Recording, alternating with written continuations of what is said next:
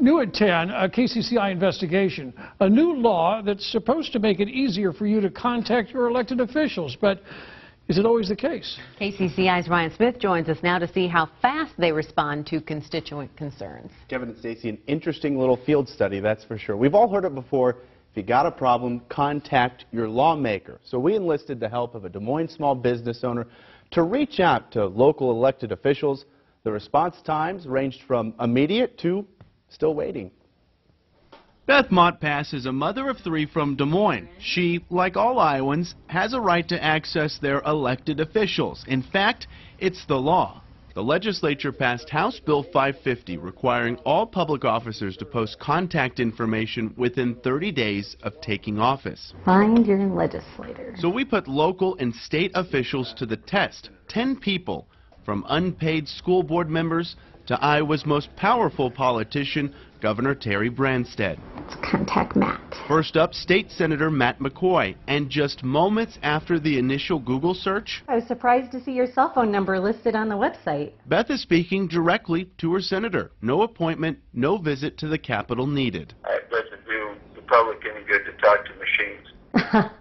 Well, I appreciate that, and I'm impressed. McCoy wasn't the only one so easy to get a hold of. Mr. Garrett? Yes. Hi. State Senator Julian Garrett of Warren County and first-term Des Moines School Board member Nathan Blake picked up Beth's first call. Others responded within 24 hours, including Des Moines Mayor Frank County. When people have issues, you want to get back to them and find out what it is. Over the next hour, we found out not every elected official is as accessible. Beth's state rep Joe Olson of Des Moines. Joe Olson's voicemail box has not been set up yet. Can't leave a message.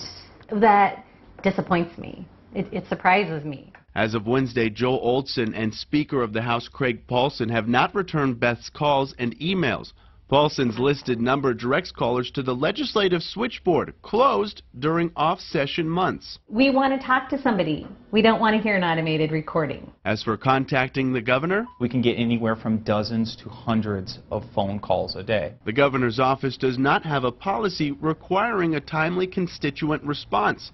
2 staffers work full-time replying to 50 to 75 emails per day.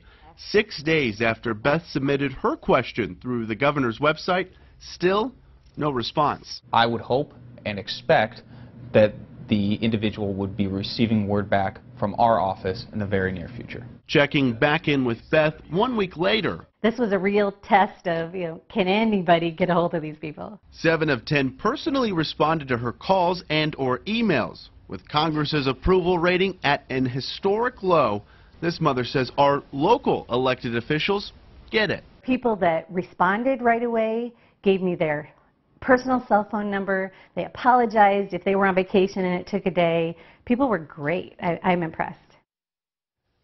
So, of course, not a bad grade overall. 7 out of 10 responded to Beth within 48 hours. I reached out via email to both the Speaker of the House, Craig Paulson, and Joe Olson of Des Moines. Paulson's office called both Beth and I back just today. And, of course, all our thanks to Beth for taking part in our fun little study. Live in the studio tonight, Ryan Smith, KCCI 8 News, Iowa's news leader.